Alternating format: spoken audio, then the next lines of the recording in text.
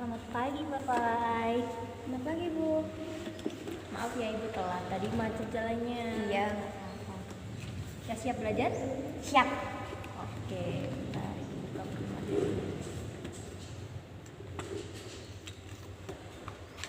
Materi kita hari ini apa, Bu?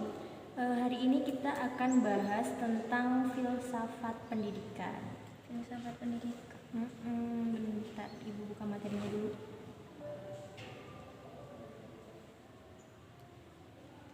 Nah, di sini nanti kita akan belajar tentang filsafat pendidikan. Terus apa aja sih yang dibahas di filsafat pendidikan itu?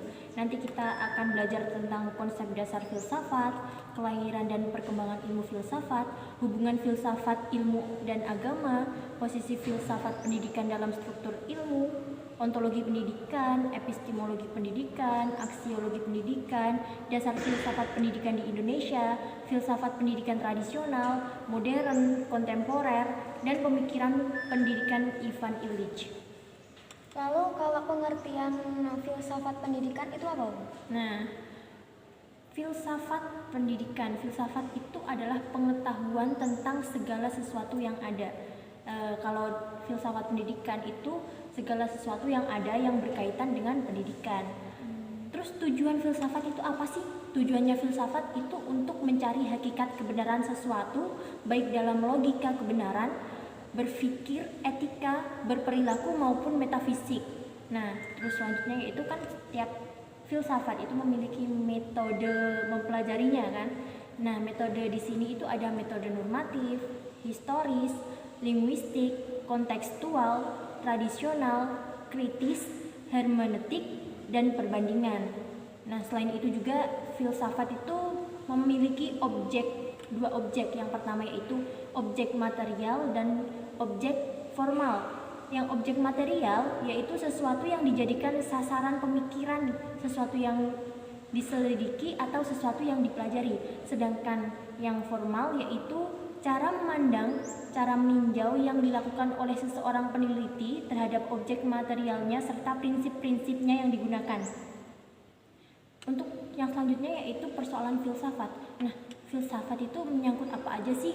Nah, filsafat ini bersifat umum, yaitu tidak menyangkut fakta, bersangkutan dengan hal-hal nilai, bersifat kritis, bersifat sinoptik, bersifat implikatif.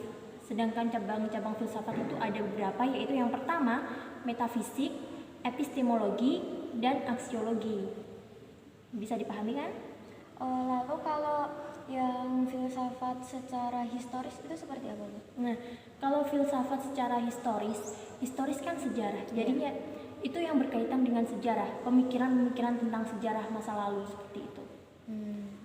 Nah, sekarang yaitu kita masuk pada kelahiran dan perkembangan filsafat di Barat.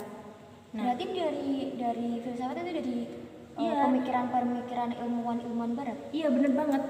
Filsafat itu berasal dari Barat ya, pemikiran-pemikirannya pun juga dari Barat, nanti baru dikembangkan oleh Islam sendiri. Nah, latar belakang munculnya filsafat itu apa sih? Banyaknya perubahan-perubahan dan permasalahan yang timbul di lapangan pendidikan yang mampu dijawab sendiri oleh ilmu filsafat saja, dan banyak ide-ide yang baru dalam dunia pendidikan. Nah, filsafat itu ada beberapa periode ya pada saat itu. Yang pertama yaitu periode Yunani, yang kedua yaitu periode abad pertengahan, yang ketiga yaitu periode modern, dan yang terakhir yaitu periode kontemporer. Nah, apa sih bedanya pada periode-periode tersebut? Kalau yang filsafat periode Yunani itu para filsuf alam itu adanya para filsuf alam. Terus pada selanjutnya yaitu ada keemasan Yunani. Pada Yunani ini termasuk keemasannya itu juga dikaji dalam filsafat. Yang selanjutnya yaitu zaman Helenisme. Terus yang filsafat periode abad pertengahan yaitu zaman para bapak gereja dan sekolah biara-biara. Nah, ini didominasi oleh agama Nasrani. Terus yang selanjutnya yaitu besarnya pengaruh filsuf Muslim dan Yahudi, terutama pada periode yang mempersiapkan skolastik. Yang selanjutnya yaitu periode modern. Nah, pada periode ini itu banyak zaman, yaitu ada zaman barok, zaman pencerahan, zaman romantik, terus positivisme, materialisme historis, eksistensialisme. Udah itu aja. Terus untuk yang kontemporer yaitu ada juga ini eksistensialisme, tapi cuma mereka ini memiliki sedikit perbedaan. Kalau modern sama kontemporer itu bahasanya berbeda. Terus yang selanjutnya yaitu ada fenomenologi, terus pragmatisme, filsafat analitik, dan strukturalisme. Banyak banget ya. Nanti kita pelajari lagi. Langsung lanjut ya. Yaitu yang selanjutnya hubungan filsafat, sains, dan agama. Yang pertama yaitu berarti dikaitkan dengan ilmu yang lain. Iya, filsafat itu dikaitkan dengan ilmu-ilmu yang lain. Bisa dikaitkan dengan sains dan juga dikaitkan dengan agama. Nah, yang pertama yaitu hubungan filsafat dan sains. Nah, ini hubungannya yaitu filsafat dan sains itu sama-sama menggunakan cara berpikir yang reflektif. Jadi itu mereka itu berpikir itu tanpa disengaja, refleks. Langsung tiba-tiba secara spontan. Yang selanjutnya yaitu kritis, terbuka dan tidak berat sebelah terhadap kebenaran. Jadi mereka itu objektif dan kritis. Kalau benar ya mereka bilang benar, kalau salah ya mereka bilang salah gitu. Terus yang keduanya itu tertarik terhadap pengetahuan yang terorganisir dan tersusun secara sistematis. Terus yang selanjutnya yaitu ide filsafat yang tidak sesuai dengan pengetahuan ilmiah akan dikoreksi oleh sains. Jadi saling berkaitan ya, jika ada pemikiran filsafat yang kurang tepat dengan ilmu pengetahuan nanti akan dikoreksi oleh sains. Yang selanjutnya yaitu hubungan filsafat dan agama. Nah, apa sih hubungan filsafat dan agama? Hubungan filsafat dan agama ini dalam sejarah manusia terkadang baik dan buruk. Nah, dalam hal ini tuh ada sejarah manusia, baik buruknya sejarah manusia ini dikaji dalam filsafat, dan kalau yang berhubungan dengan baik buruknya itu juga dikaji dalam agama, jadi berkaitan. Yang selanjutnya yaitu filsafat dapat menyumbangkan pelayanan terhadap agama, diantaranya adalah menjelaskan makna wahyu Tuhan, terus ada membetulkan dan memastikan ajaran agama berdasarkan wahyu, membantu agama dalam menghadapi masalah-masalah yang baru, dan filsafat pada agama itu diberikan fungsi kritisnya. Jadi agama itu juga membutuhkan filsafat dalam pemikirannya, seperti kayak sebuah hukum baru itu kan di dalam Al-Quran ataupun hadis belum ada, nanti bisa dikaji lewat pemikiran-pemikiran yang rasional dari para sahabat Nabi, dan jadinya para mujtahid juga, dan jadinya ada hukum baru. Terus yang selanjutnya yaitu persamaan dan perbedaan. Apa sih persamaan dan perbedaannya? Yang pertama itu dari ketiganya ini sama-sama pengetahuan, sama-sama memiliki tujuan untuk menemukan kebenaran dan memiliki metode dalam pencarian kebenaran. Jadi mereka bertiga ini sama-sama memiliki pengetahuan, sama-sama bertujuan untuk mencari kebenaran juga. Terus yang selanjutnya yaitu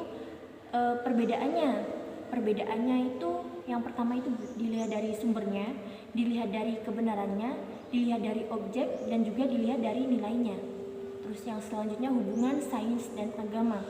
Apa sih hubungan sains dan agama? Nah, hubungan sains dan agama itu bisa kita lihat dari konflik, independensi, dan dialog serta integrasi. Yang selanjutnya yaitu posisi filsafat pendidikan dalam struktur ilmu. Nah, filsafat pendidikan itu apa sih? Tadi kan kita baru bahas tentang filsafatnya aja. Nah, ini kita bahas tentang filsafat pendidikan. Filsafat pendidikan itu adalah ilmu yang pada hakikatnya adalah jawaban dari pertanyaan-pertanyaan dalam lapangan pendidikan. Jadi, filsafat ini itu adalah jawaban dari pertanyaan-pertanyaan yang ada pada pelajaran yang kita pelajari saat itu. Terus itu apa sih selanjutnya hubungan filsafat dan pendidikan? Nah, hubungan filsafat dan pendidikan itu bukan hanya hubungan insidental semata ya, namun merupakan hubungan yang harus gitu. Jadi pendidikan dan filsafat itu harus ada hubungannya. Contohnya itu ada hakikat manusia, pengetahuan, dan masalah nilai-nilai. Terus manusia ini harus berpengetahuan, jadi dalam berpengetahuan ini manusia harus berpikir. Nah, itu adalah hubungannya. Karena manusia punya akal. Ya, manusia diciptakan sebagai makhluk yang mempunyai akal. Selanjutnya yaitu hubungan filsafat pendidikan dan ilmu pendidikan itu apa, Bu? Nah, semua ilmu pengetahuan, semua pendidikan itu berpegang pada filsafat.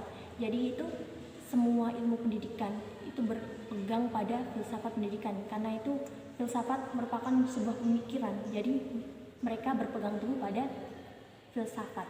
Nah, Lahirnya pemikiran-pemikiran pendidikan filsafat, lahirnya pemikiran-pemikiran pendidikan kayak jawaban atas pertanyaan-pertanyaan pendidikan yang tidak bisa terjawab. iya kayak gitu kalau lebihnya.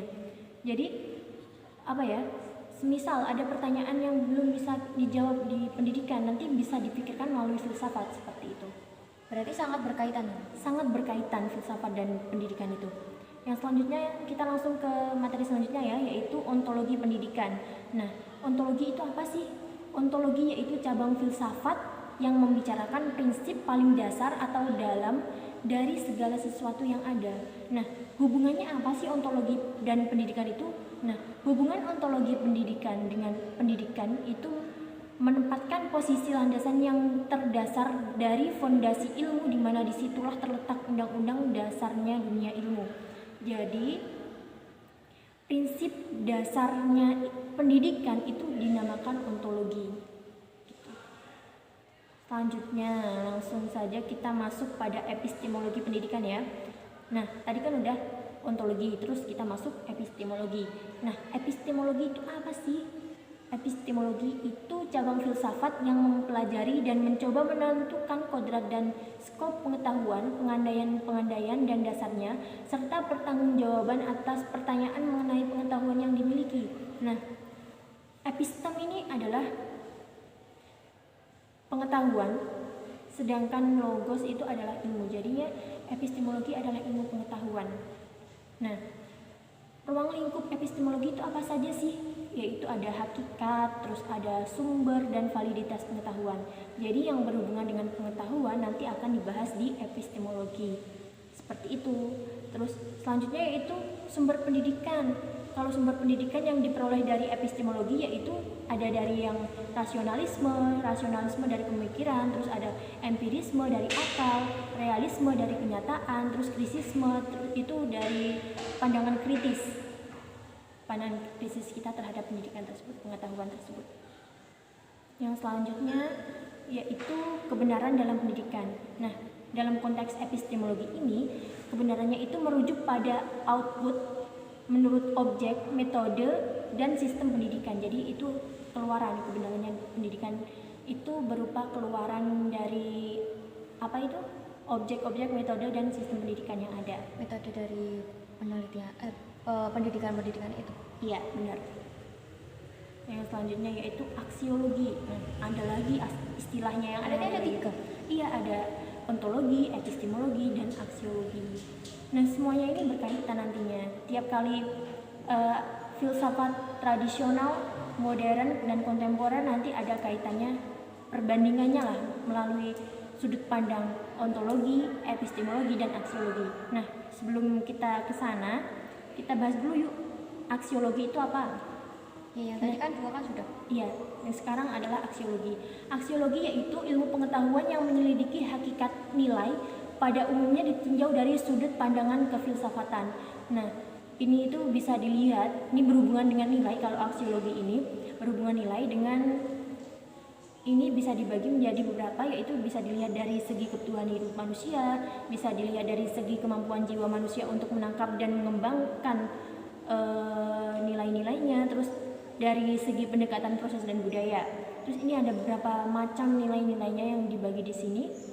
Nanti berarti nilai itu yang dimiliki manusia. Iya, nilai yang dimiliki manusia dan dimiliki oleh pendidikan itu tersendiri. Itu nanti bisa ditinjau dari kefilsafatan nilai-nilai tersebut. Yang selanjutnya yaitu kita langsung ya masuk pada dasar filsafat pendidikan di Indonesia. Dasar, tahu kan pendidikan di Indonesia itu memiliki dasar yaitu Pancasila. Nah, Pancasila sebagai ideologi bangsa ini merupakan cita-cita normatif dari penyelenggaraan bernegara di Indonesia. Terus filsafat pendidikan Pancasila dalam tinjauan ontologi, epistemologi, dan aksiologi itu gimana sih? kalau dilihat dari segi ontologi, Pancasila itu sebagai filsafat yang abstrak, umum, dan universal, sebagai pengertian pokok yang dipergunakan untuk merumuskan masing-masing sila. Jadi kalau dilihat dari ontologi, Pancasila ini digunakan untuk merumuskan masing-masing sila yang ada dalam Pancasila. Itu nantinya kan Pancasila kan bersifat umum, masih global. Nanti dijelaskan secara rinci dalam segi ontologinya. Yang selanjutnya yaitu secara epistemologi. Nah, dengan filsafat kita dapat menentukan tujuan-tujuan yang akan dicapai demi peningkatan ketenangan dan kesejahteraan hidup, pergaulan, dan berwarga negara. Untuk itu, Indonesia telah menemukan filsafat Pancasila. Nah, dasarnya ya, sebagai dasar itu adalah Pancasila, dasar pendidikan. Selanjutnya yaitu aksiologi. Dalam segi aksiologi, yaitu bidang filsafat menyelidiki nilai-nilai. Pancasila sebagai pandangan hidup dan dasar negara telah memiliki nilai-nilai, yaitu nilai ketuhanan, nilai kemanusiaan, nilai persatuan, nilai kerakyatan, dan nilai keadilan. Bisa dipahami ya? Berarti di Indonesia sendiri juga ada filsafat pendidikan dari zaman dahulu. Iya, kan pendidikan mulai ada di Indonesia kan sejak pada masa penjajahan sudah ada pendidikan. Tapi pendidikan itu mulai diatur dan tertata itu pada masa dirumuskannya Pancasila. Jadi Pancasila digunakan sebagai ideologi pendidikan bangsa Indonesia seperti itu. Langsung yang selanjutnya yaitu filsafat pendidikan tradisional. Nah, tadi kan udah Ibu bahas sedikit ya, singgung sedikit mengenai filsafat pendidikan tradisional, terus modern, terus kontemporer. Nah, ini merupakan yang tradisional. Nah, filsafat pendidikan tradisional itu ada 3 bagian. Yang pertama yaitu pendidikan idealisme, yang kedua yaitu pendidikan realisme, dan yang ketiga yaitu pendidikan neokolastisisme. Agak susah ya namanya kalau di dalam filsafat itu, istilah-istilahnya itu susah. Terus yang filsafat idealisme itu yang berhubungan dengan akal pikiran, terus kebenaran itu dijadikan sebagai ide gagasan. Terus yang selanjutnya yaitu nilai-nilai dari dunia ide. Nah, idealisme itu berhubungan dengan akal dan ide-ide yang dihasilkan dari akal tersebut. Secara mudahnya seperti itu. Terus yang selanjutnya yaitu filsafat pendidikan realisme. Nah, filsafat pendidikan realisme yaitu segala sesuatu yang material, yang berupa materi, yang bersifat nyata. Terus kebenaran itu dilakukan melalui observasi atau penelitian atau pengamatan secara langsung. Pengamatan secara langsung di lingkungan sekitarnya. Terus yang ketiga yaitu nilai-nilainya itu berupa hasil dari alam. Jadi itu nilai-nilainya berasal dari interaksi kita dengan alam seperti itu. Yang selanjutnya yaitu filsafat neokolastisisme. Agak susah ya bacanya, Ibu agak belepotan. Terus kalau yang di sini itu apa sih? Realitas rasio. Nah, realitas rasio berarti itu berasal dari Tuhan. Realitas rasio, realitas berpikirnya itu berasal dari Tuhan langsung, mutlak dari Tuhan.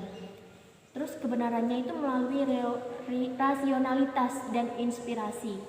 Terus nilai-nilai berkaitan dengan rasionalitas. Jadi segala sesuatu kalau dalam filsafat pendidikan neoskolastisisme itu berhubungan dengan rasional, cara berpikir. Sekarang jam berapa sekarang? Ya siang ya ternyata. Berhubung waktunya udah sesiang ini, nanti materi selanjutnya kamu pelajari sendiri ya. Ini buku Ibu, buku tinggal di sini. Nanti kamu pelajari semua itu lengkap yang saya jelaskan dari awal terus sampai materi yang terakhir nanti yang akan kita bahas itu semua udah ada di sini. Nanti dipelajari sendiri ya, Mbak. Ya udah. Ibu pamit dulu ya. Soalnya Ibu juga ada rapat di kantor. Baik, Bu. Terima kasih untuk waktunya hari ini. Selamat belajar. Semoga nilainya semakin baik dan nanti bisa menyusul sekolah di sekolah umum seperti teman-temannya ya. Oke, Bu pulang dulu ya. Selamat siang. Terima kasih, Bu. Iya, assalamualaikum.